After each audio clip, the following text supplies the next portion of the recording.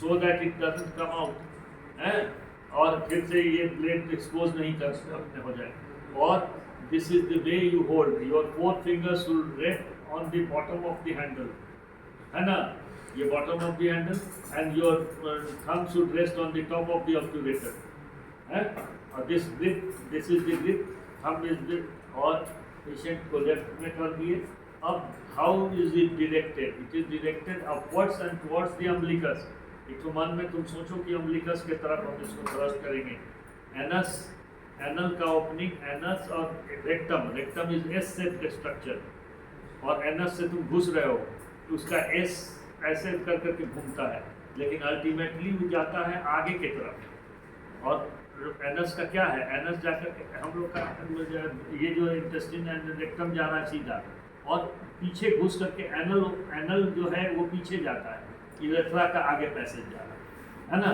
तो एनल का पीछे जा रहा है, तो तुमको घुसा रहे हो इसको, तो इसको डायरेक्ट करना है आगे की तरफ और जाना है टुवर्ड्स दी अम्बिलिकस की तरफ। तो तुम्हारा पेशेंट जब लेटा हुआ है तो तुम उसको उसके विजुअलाइज करो कि उसका एब्डोमिनल वॉल में अम्बिलिकस कहाँ है, और तुम्हारा है ये इसका ये जाता है सीबीडी में दोनों and, proximal and, distal end, और ये बाहर निकाला है हॉरिजॉन्टल लिंब, ये वर्टिकल लिंब उसमें रहता है ना।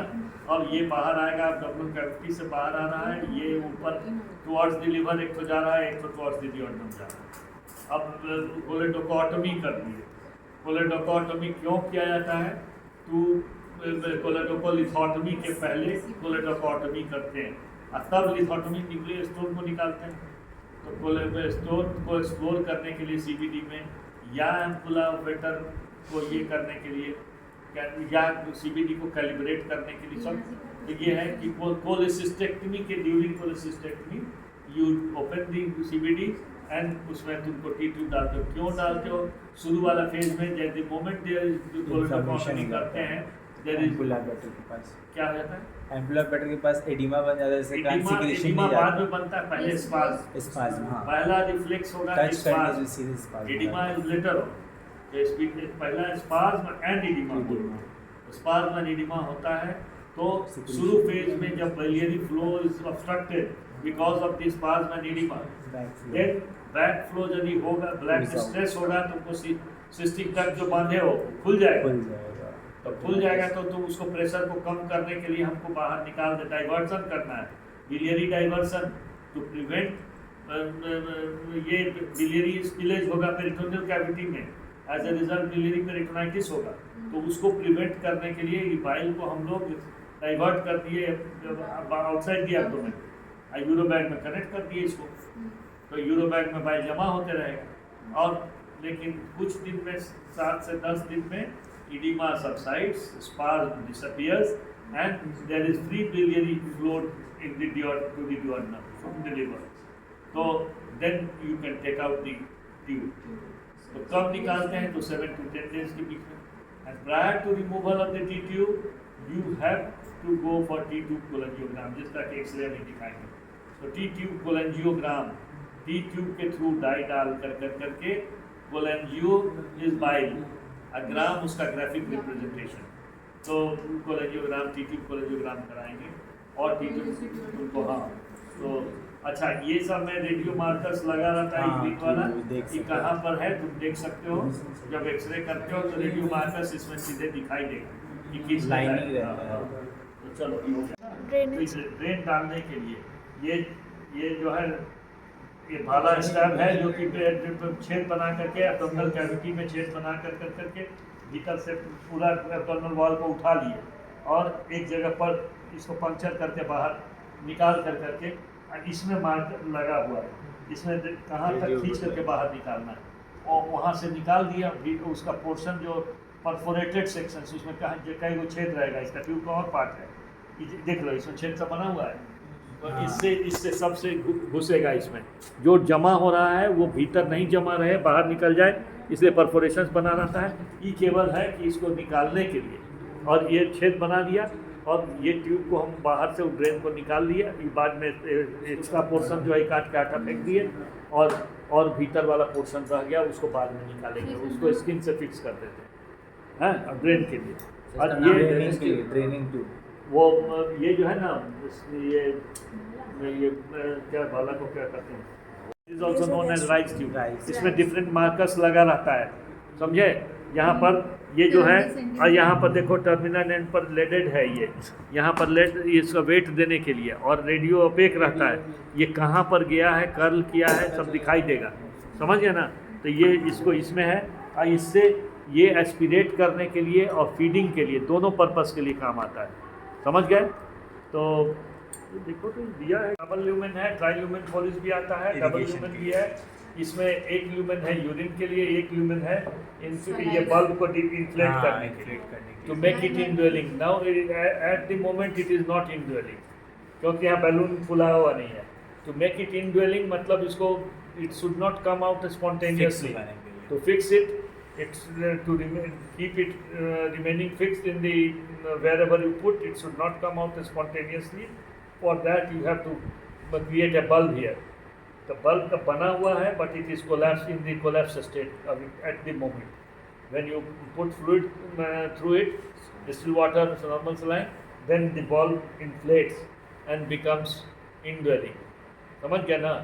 तो ये जो यहाँ से तुमको यूरिन आता है, तो ये फोलिस कैथेटर है।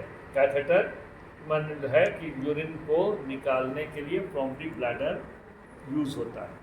तो अब ये है कि तुमको यदि एक्यूट रिटेंशन में, यूरिनरी रिटेंशन, एक्यूट ये सब ट्रॉमा और में जिसमें डालते हो, तो उस समय डाला जाता है। और ये फोलिस को, फोलिस इंट्यूबेटेड डियोडनोस्टोमी में भी किया, डियोडनल लीक होता है तो उसमें भी फोलिस डाल करके ये कर देते हो, हील करने के लिए टाइम देते हो, तो इसलिए ये सब यूज़ हो सकता है। ये भी इनड्वेलिंग है, मैलिकॉट्स कैथेटर। और तो मैलिकॉट्स कैथेटर यहाँ पर फ्लावर बना हुआ है मल्टीपल। ये अब ये भी यदि है कि जब when you have to introduce it, ये इंट्रोड्यूस जब करते हो चेस्ट ट्यूब में भी डाला जा सकता है। तो यदि इंट्रोड्यूस करते हो तो while introducing you have to make it straight. ये है ना, ये स्ट्रेट कर दिए, फ्लावर को अंडू कर दिए, फ्लावर ये स्ट्रेट हो गया। और इस पर हम इसको ये करके स्ट्रेट करने के बाद इसको लाए और ये हम बांध दिए, है ना, और इसको पकड़ लिए, तो ये स्ट्रेट इसके लाइन में हो गया, है ना।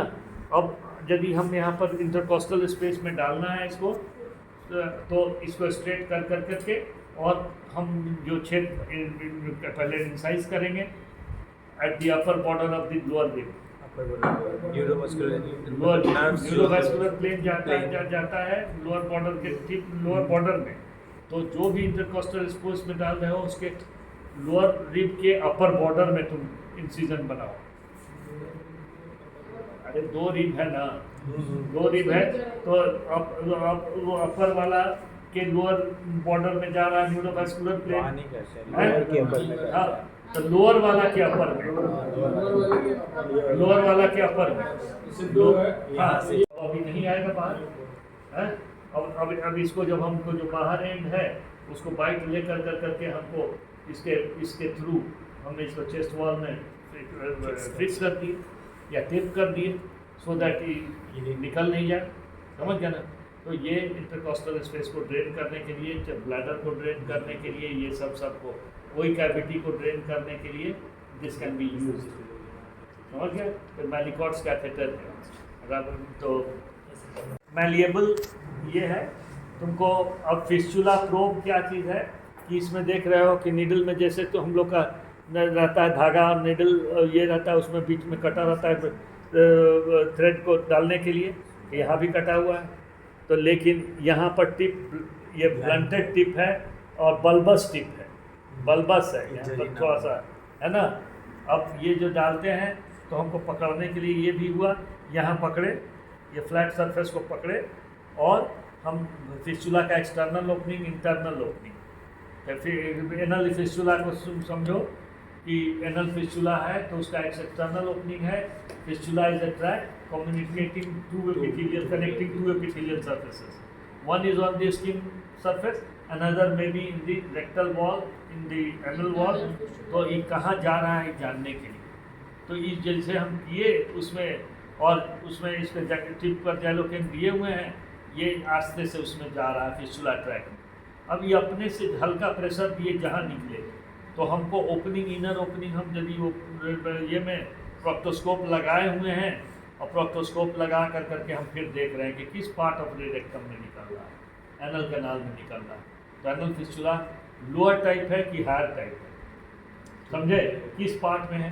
तो ये फिस्टुला को, अब इसके फिस्टुला का ट्रैक डिलिनिएट करने के लिए ये यूज़ किया जाता है, fistula probe, probing the fistulas track, probe कर करके निकालना कि कोई चीज़ का इंक्वायरी होता है उसको प्रोब करते हैं, प्रोब करते हैं। तो प्रोब कर रहा है पैसेज को कि किधर जा रहा है, एंटीरियर जा रहा है, पोस्टीरियर जा रहा है, जिधर जहाँ निकल रहा है उसका इनर ओपनिंग कहाँ है सो जानना है। तो ये बल्बस है कि अपने से छेद शार्प रहेगा तो कहीं भी छेद कर देगा, बल्बस है तो ऐसा नहीं कर सकेगा, कि बल्बस बना दिया गया। जब तक कि बहुत ज़्यादा थ्रस्ट करके कहीं से छेद करा दोगे तो कहीं भी बना दोगे कि हाँ, तो इसलिए है कि इसको प्रेशर इतना ही देना है। सरफेस है, करूगेशंस है। अब इस सब डिप्रेशन जितना है इसके थ्रू सबसे फ्लूइड निकल करके जितना है वो ड्रेन करे आउटर में, और बाहर निकाल दोगे तो इसको स्किन सरफेस से फिक्स कर दोगे, हैं। और निकालने के लिए तुमको एक इंसिजन मारना पड़ेगा, सबको ये करना है।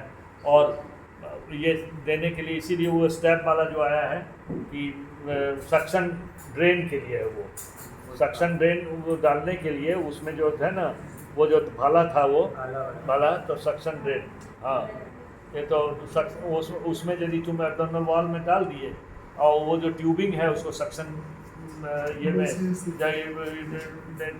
वैक्यूम वाला वैक ड्रेन कहलाता है।